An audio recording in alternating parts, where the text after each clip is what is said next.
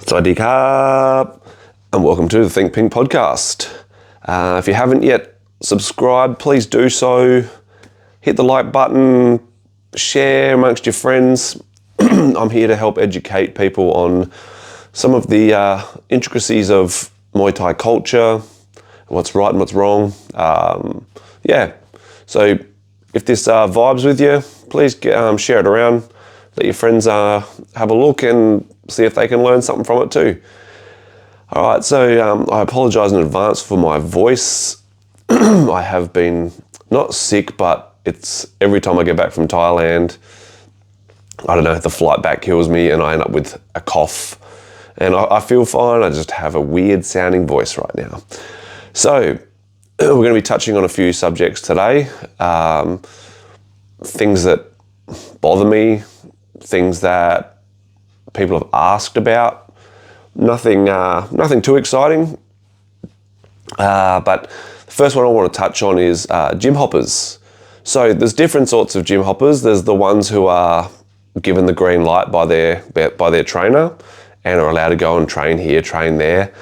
And, their trainer has that choice, the choice to go, okay, I want you to go and learn from different people, learn different things. And then you got the guys who want to go, they're kind of opportunists, so they'll just go to wherever they think they can get the best match up at the time. So they might go to a certain promoter or go to a certain trainer so that they've got connections to a certain promoter. Man, these guys, I don't think they're doing the right way. Then you've got the other one, which would be just the scumbags who they try a gym, they get told what to do, they can't handle it, so they quit and they go to the next gym, and then it's the next gym, and all they do is bitch about the last gym and the last gym and the last gym.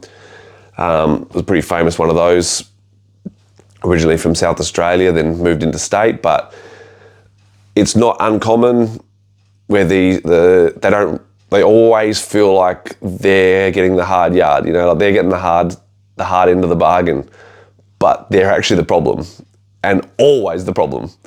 Whether it be the way they train, whether it be, sleazing onto everyone in the gym, whether it be, man, they just don't put in, so they get told off by the trainer and they feel hard done by. They're usually floating around between gyms. It's like next gym, next gym, next gym. They move to the next one going, man, finally, I feel at home. This is the best place I've ever been. Next thing, they're another one, they're doing it again. Not uncommon at all. Fucking sad to see, really. And usually they're leaving the gyms who actually have the best intentions for them. If someone's leaving a gym because the gym's actually shit and they don't know what Muay Thai is and they actually want to get somewhere in Muay Thai, different story. But going back to the first one, so a famous trainer who lets their students train elsewhere at his suggestion is Sam Benetti, my original trainer. For those of you who haven't watched it yet, go back and watch the episode I did with him. He's very open-minded. He likes to share the love. He likes to share the, different knowledge with his guys. He admits that he has more of a freestyle sort of style as a coach. So, sometimes his guys come to me. They might come to me for sparring, or if they need to clinch, they might come to us, or he might send them somewhere else who's got a good boxing coach, or he's a good all-rounder, and he loves to share out, the training between different trainers for his fighters, which is totally his prerogative. Not my style, but that's what he likes doing, so good on him. Then you've got the guys who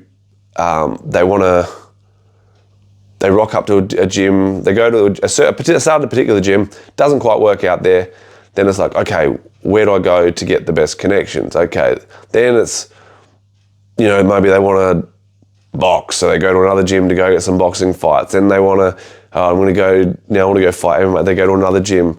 Like, they don't actually have themselves settled down and actually learning any particular style, getting good at any particular way, or even, spending long enough somewhere to get the style that a certain trainer is trying to achieve. Because when a trainer is experienced in what they do and they can get you to do what they're teaching, you start getting results. But when you're trying a little bit of this and a little bit of that and a little bit of this and a little bit of that because you want to try this style and fight that style, and it's not a safe way. It's kind of like the jack of all trades, master of none thing. Definitely, I think being dedicated to one particular trainer is the way, and let them make the choices for you. Like, for instance, myself, I don't think, unless my guys are fighting boxing, there's any real need for my guys to go elsewhere. Unless, I got hit up the other week for Paddy and Sam Goodman were doing a sparring thing on a Saturday, and they're like, oh, do you want your guys to come down? And I was like, if you want to do it, go for it. That kind of thing, that's a little bit different. Paddy comes down to my gym with his guys.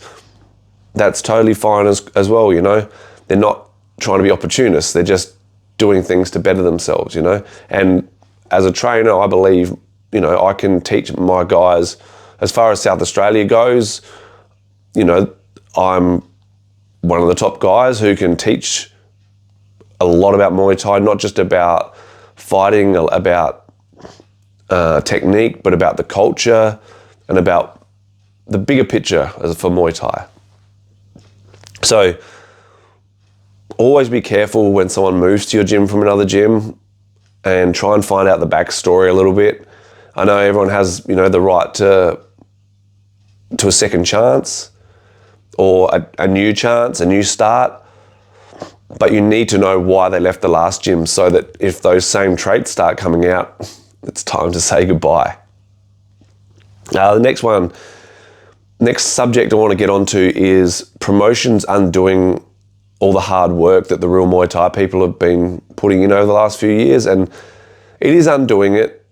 It's not just a different way, because the proof is in the pudding with both New South Wales and Victoria.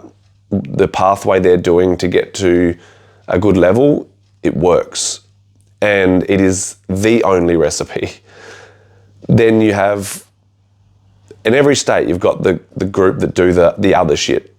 And there is a huge difference. Like, I believe you're amateur, then you're pro. There's no blurred line. The closest thing to a blurred line is B class, where you're fighting with elbow pads, but you're fighting 3-minute rounds, the rest of it's unpadded. That's the blurred line. Victoria don't have that. Is one of those stages that doesn't really need to be there, but unfortunately with people of today, it does need to be there because they're not as tough as they used to be.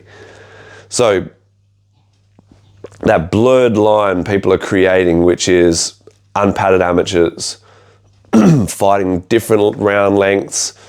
This minute they're fighting 3-minute rounds, then they're fighting 3 2-minute rounds, then they're fighting 5 2-minute rounds, and then they're fighting for amateur titles, and then they're, everyone knows my stance on a particular local show here, where they were doing the right thing. The first 2 or 3 shows were great, and then they introduced one unpadded fight, and then it ended up just being, now it's just a clusterfuck. No one knows what the fuck's going on. People have no idea whether the title means anything, which I can tell you straight up, none of them do. Great, get a win, it's cool. I don't understand why you need to be getting a belt for it when you're a beginner.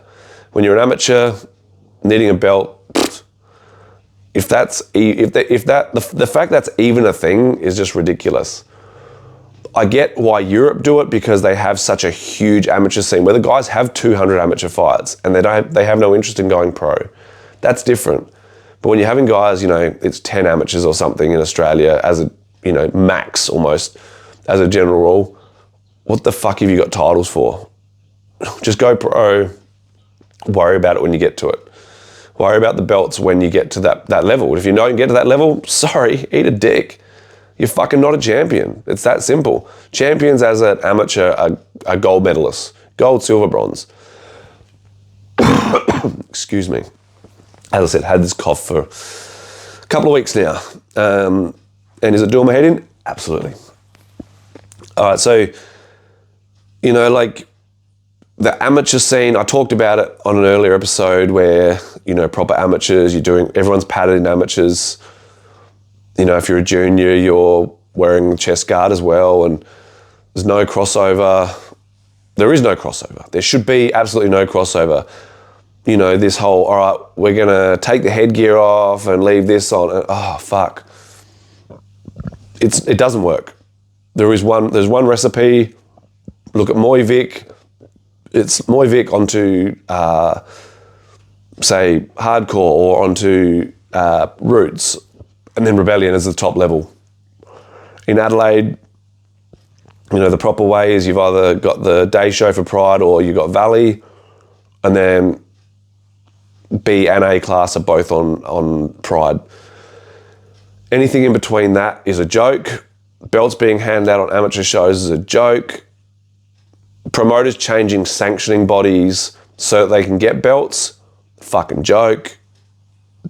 There are only two sanctioning bodies for Muay Thai, and that's WBC and WMC.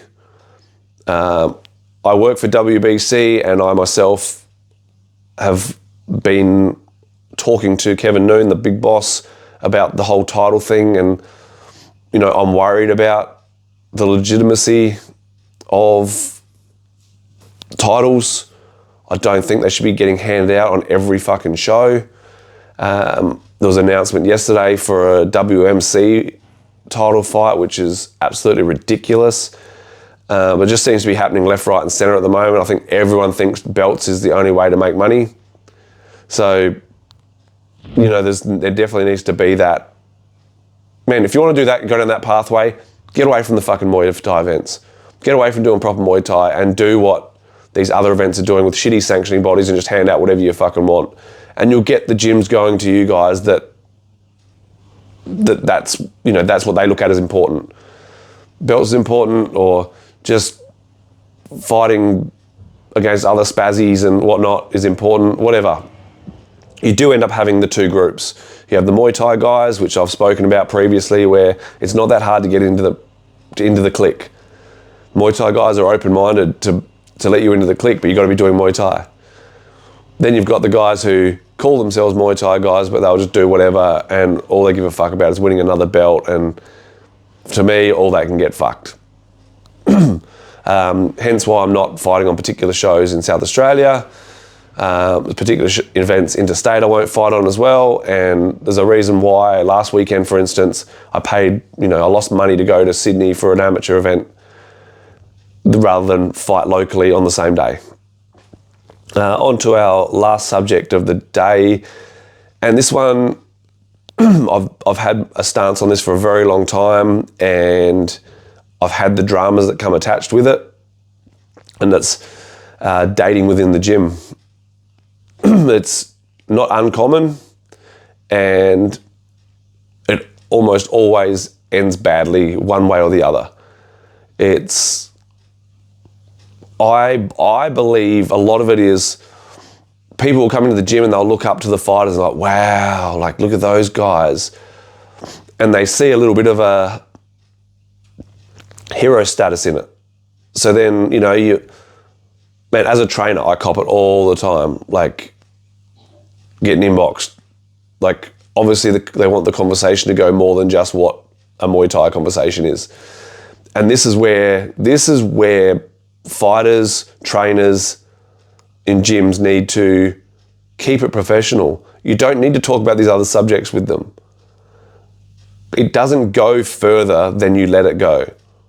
And only once you let a conversation go beyond your position as a trainer or a fighter can it go to the next level where it gets romantic. If you're talking about Muay Thai, if your job as a fighter and a trainer in a gym, that is your job. That is a part of your job is to be the trainer. Your job is not to tune students. So you're going to get the inbox. They want to start talking to you. It'll start with asking about Muay Thai, then it'll just get into personal conversation. Man, you need to be professional. The problem is, when you're a fighter, it's hard to find a partner because you're always doing Muay Thai. And outside of Muay Thai, most fighters don't really have a life. So trying to find that that potential life partner is hard to find outside unless you have other hobbies.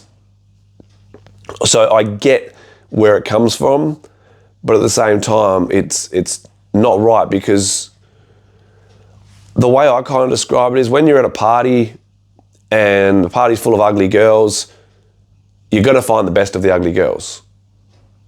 So you settle for someone that you probably normally wouldn't have gone for. I've seen it, man. There's countless stories throughout Australia. I talked to all the other trainers, and the stories are there where it somehow ends badly. It's not a nice feeling. And then you know what happens? The gym owner loses money. Once again, sorry about that, excuse me. The gym owner loses money because they lose a member or two, where they both quit so they can, pursue this love affair because they knew they were breaking the rules, or the trainer okays it because what other fucking choice did he have? And then something happens and it doesn't work out, and all of a sudden one of them quits because they're not mature enough to deal with their ex in the same gym. This is the kind of shit that it gets to me, and why I have this rule in place in my gym. It's I've had it where I've had a particular student back in the day used to just inbox any female that walked in the gym, and I already had the rule in place, but this person is why I started the rule, like really started policing it. So then this same guy starts inboxing everyone from a sister gym of mine, which I don't know how you can see that as being okay. And then all of a sudden I'm the bad guy because I don't let him try and bang everything that exists in the South Australian Muay Thai scene. But it's kind of where it leads. It happens once, it happens again. You have people, people come to gyms for different reasons. Some people are in gyms because they're trying to better themselves. Some people are in gyms because they're lonely. Some people are in gyms because, like myself, they need their life saved. There's lots of different reasons, which is why it's easy to end up just clicking with someone that you probably normally wouldn't have clicked with in the outside world. I'm not saying it's always the case, because there are cases where it's worked, but 90% of the time, 99% of the time it doesn't, and it's a fucking rough one. It ends up being a rough one for the trainer. The boss man has to be the one who puts up with it, and they lose out on the money. I've had 2 people quit because they were lying straight to my face saying that nothing was happening between them, but there clearly was. And then, as soon as they leave the gym, it comes out, oh, it's been a hard couple of years trying to keep this a secret. That kind of fucking shit. It never ends well. Then what's the other option? You just leave it as a free-for-all. Fuck, man. Like, for the gyms that have that culture, I don't know if you've ever seen, but it's fucking toxic. Everyone's banging each other. People are leaving, coming and going all the time because they don't know how to fucking deal with people that they've had sex with and are no longer their partner, or they're no longer interested in them, or you were just a bit of meat to them. So there's literally only 2 options. It's either no, or it's a free-for-all. Unfortunately, some people are going to have to suffer in the fact that maybe it could have been one that works, but this is something I fucking hate dealing with, and there's a reason why I've got the rule in place. That's all I'm going to leave it at today for today's episode. 3 little subjects. Let me know in the comments, what you think of what I've spoken about today, what your opinions are. Also, in the comments, let us know what are some other subjects you'd like me to talk about. I'm not always going to have a guest on. Obviously, the solo ones are going to be a little bit quicker. But yeah, let us know what you're thinking, and we'll go from there. I'll make another episode, and I'll discuss some more of your topics. Awesome, guys. Thank you very much for listening. Once again, please hit the subscribe button, like, share, comment, all that sort of stuff. Help me grow this. I'd really appreciate it. Thank you very much, guys. Khop kun khap.